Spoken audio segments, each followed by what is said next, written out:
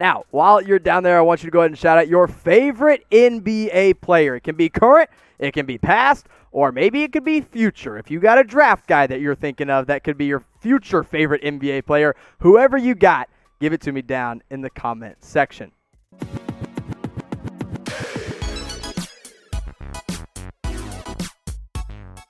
Now, here's our first question of the day from Nathaniel Bird. Says, CP3 trade ideas. It's a good question because there's a lot of smoke rising around Chris Paul and the Oklahoma City Thunder.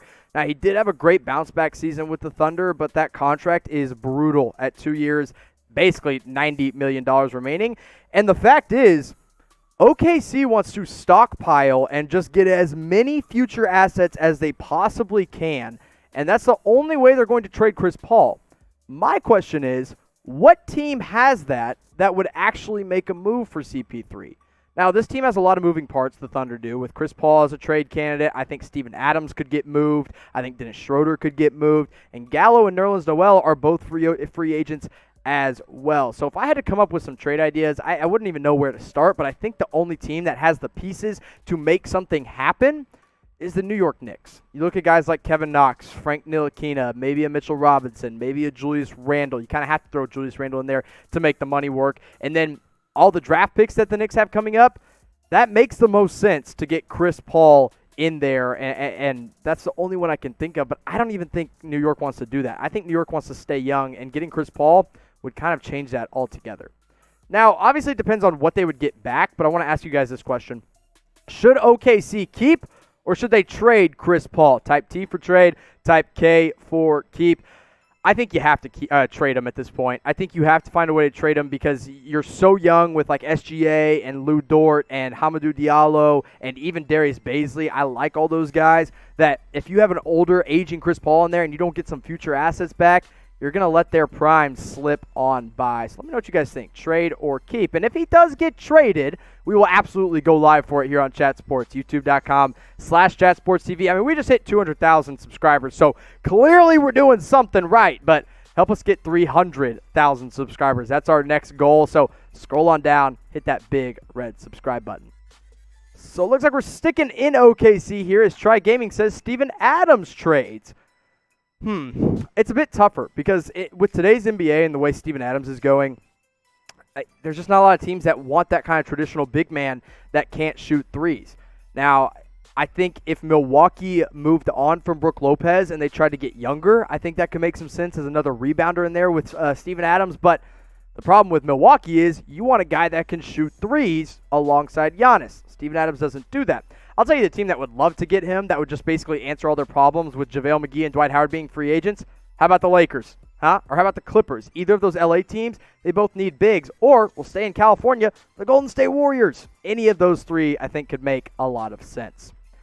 Emmanuel Corker coming in with the trade. I love that name. Emmanuel Corker says, do the Hawks trade up or down for a better player? So they have the 6th pick in the draft this year. They slipped 2 spots in the draft lottery night. I don't think they have to make a move. I really don't think they have to. I think they have good young pieces. I think Cam Reddish still has time to develop. I love DeAndre Hunter. I love Kevin Huerter. John Collins is a 20-point-per-game guy. And they obviously have Trae Young, one of the best offensive scorers in the game. I don't think the Hawks move at all, and I think they get a really good wing or maybe another power forward. I also forgot Clint Capella is coming back into the lineup. So I don't think the Hawks have to make a move at all, but pretty good question there. Go to Wamik Ali, says Porzingis and some other pieces for Giannis if Porzingis' injury goes too far and it affects the Mavs. Here's the problem. I think the Mavs would rather just wait till 2021 than trade Porzingis. That's just what they want to do. Now, here's the thing. Also, if Porzingis' injuries go too far, why in the world would Milwaukee trade their superstar for him? That makes no sense. So, if a trade were to happen between the Bucks and the Mavs, it would not include Porzingis. I think the Mavs would hold out until 2021 to really just try and recruit him in free agency because if you have Porzingis and Luka together, recruiting Giannis becomes a lot easier for Dallas. Let's go to Rith K. That sounds like I have a lisp. What do you think about the Mavs willing to take on a large salary to get a 3rd star this season? I want them to wait till 2021. So, good question because I did see this report, and I will definitely talk about it over on our All Things Mavs channel, which you can go to right now, youtube.com/allthingsmavs. But When it said that they're going to take on large salaries, I believe they mean large expiring salaries because they also want to wait till 2021. They have full intentions of making a run at Giannis Antetokounmpo and making a run at really multiple of those free agents that are going to be available in 21. So when they say take on large salaries, it doesn't mean take on large salaries that extend past this year. It means ones that are expiring right now. Like think a James Johnson of the Minnesota Timberwolves. That's the first name that comes to my mind. I'll probably do a trade video over on All Things Mavs here pretty soon about that report. Now, if you want to get a Luka Doncic jersey, if you don't have one already, which I don't know what you're doing because the guy's going to be the face of the NBA for the next 20 years, go to chatsports.com/NBA jerseys. Or maybe you want to get the guy that was the face of the NBA the past 20 years, chatsports.com/NBA jerseys. These deals are, these jerseys are basically flying off the, I guess you call them the internet shelves right now. They're shipping for free. You can find them for as low as $70. So go check them out today. Fanatics, here's my favorite part about Fanatics. If any of your favorite players, let's say you buy a Kawhi Leonard jersey and he decides to bounce again, guess what? Fanatics has jersey insurance, which means he's gone, they're going to replace your jersey. So go check them out. One more time, that's chatsports.com/NBA jerseys.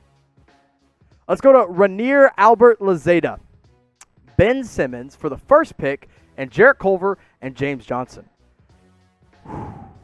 That's a good trade. That's a good trade, Rainier. Round of applause for you because I'll tell you what, that could very well get it done. Now, I think the first pick and Culver, obviously by far the most valuable. I think maybe you have to include a Josh Okogie and maybe, I don't know, like a Jake Layman even. I think you got to get at least one more established player in there. James Johnson's kind of a throwaway, plus I think he already played for the 76ers, so I don't know, maybe that relationship is soured. But I don't hate this idea. I do not hate it one bit. Good trade idea there, Rainier. Jordan W. says, who should the Suns target this offseason? So the Suns have the 10th pick in the NBA draft. I don't think their free agency play is going to be all that strong. I know they want Jeremy Grant. I know they like the idea of getting him in there, and I think every team would. Jeremy Grant's one of those guys that every team would like. But if you're the Suns, I think you got to get a young point guard. I like Ricky Rubio. He obviously worked out well next to Devin Booker. But a Killian Hayes in the draft or Tyrese Halliburton, those are the two guys that I think are going to sit there around that 10th pick, and that's who I think you go for if you're the Phoenix Suns. Free agency, I just don't think they're going to really land anyone that they care about all that much. Let's go to sorry_LSC. Celtics and the Thunder trade idea here. Gordon Hayward, Kemba Walker. Oh, my gosh. Okay, hold on. I got to read through this. Gordon Hayward, Kemba Walker, the 14th pick, the 28th pick, and Reddish for Adams, Dennis, and Shea. So Cam Reddish does not play for the Celtics, number one. So I'm not sure who you meant there by Reddish. So let's just say Gordon Hayward, Kemba Walker, 14, 18 for Adams, Dennis, and Shea. Thunder say no. They're not going to trade Shea Gilgeous-Alexander. Hayward's injury prone. Kemba Walker is so much older than Shea Gilgeous-Alexander. And honestly, 14 and 18, you're hoping for a player of Dennis Schroeder's caliber at 14 and a player of Steven Adams' caliber at number 28. I just don't think this makes a lot of sense for the Oklahoma City Thunder. Also, the Boston Celtics have the 26th pick and the 30th pick, so they don't even own the 28th. So you got your picks and your players all mixed up there. Sorry, not sorry. So if you want to throw some other trade ideas, keep trying. We'll get better here. Don't you worry. Let's go to Paul Patayuman. Says the Celtics all their first-round picks for Atlanta, the 6th pick, and they draft Onyeka Kangaroo. So obviously he means Onyeka Okongwu out of USC. So the Celtics currently have the 14th pick, the 26th pick, and the 30th pick. Unfortunately, let's read through this one more time. Celtics all their picks to Atlanta for the 6th pick. I think Atlanta says no. I think Atlanta they want more talent. They don't care about they have enough depth at this point, and if you get 3 first-round picks, that just stockpiles your depth, and that's not really what they need to do. They need to hit on one more player in the draft, and you're more likely to find that at 6 than 14, 26, or 30. Kenneth Booker coming in with the super chat. Appreciate you, Kenneth. Says, who should the Nuggets sign besides Grant and Millsap and Plumlee? Oh, besides Grant, with Millsap and Plumlee coming off the books. Man, if I'm the Denver Nuggets, I honestly don't worry that much about signing players in free agency. I think you got to bring back Jeremy Grant. Very good point. But I think if you really want a good player, You stockpile your trade chips like the Gary Harrises and the Will Bartons and maybe even the Michael Porter Jr.'s if the price is right to go out and trade for somebody else. Now, if they're going to trade for or if they're going to go out and sign somebody, I think a playmaking guard off the bench like a Jordan Clarkson could make some sense. They're just not going to get any big-name guys because, unfortunately, this free agency class just isn't stacked with that many big-name guys. Joshua Padua says, number 2 draft pick trade ideas for the Golden State Warriors. There's a lot. I mean, there are so many that I have seen out there. I think the most intriguing ones include Bradley Beal, maybe a Kevin Love if you want to go a little bit older. But we do have quite a few Warriors trade rumor videos on the channel. So if you're not subscribed, you probably missed it. But scroll on down and you can find those. We have a whole Golden State Warriors playlist. You can pull it up and it's in that trade. Those trade ideas are in there. You know, I'm so back and forth on what the Warriors are going to do with this pick. I'm almost in the camp where if they can sign like a big man like Dwight Howard, you just keep Wiggins, you keep number 2, you take the talent, and maybe you trade someone later. But I guess we'll just have to wait and see. Let's go to Mark White with another Warriors question. Warriors second pick and Eric Pascal for Quinn Cook. So Quinn Cook now plays for the Lakers. He doesn't play for the Warriors anymore. That was a few years ago. For Embiid and Mike Scott. I don't hate this, but I think if the 76ers are going to trade one of Embiid or Ben Simmons for that number 2 pick, they're going to trade Ben Simmons so that they can draft LaMelo Ball at number 2. So I think the 76ers say no here. I do like Eric Pascal, though. And Mike Scott, he's fine. He's a really good salesman at the Dunder Mifflin Paper Company, though.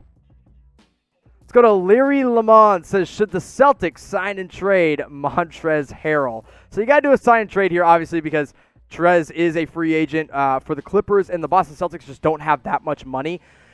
If I'm the Celtics, I think you got to go out and get a big man. I just don't think it's a Montrezl Harrell. I think you got to get one of the stretch 5s that could be available. You know who I'd bring back if I'm Boston, and he's not the same player as Montrezl at all. I'd bring back Aaron Baines. I think he's a perfect fit in Boston.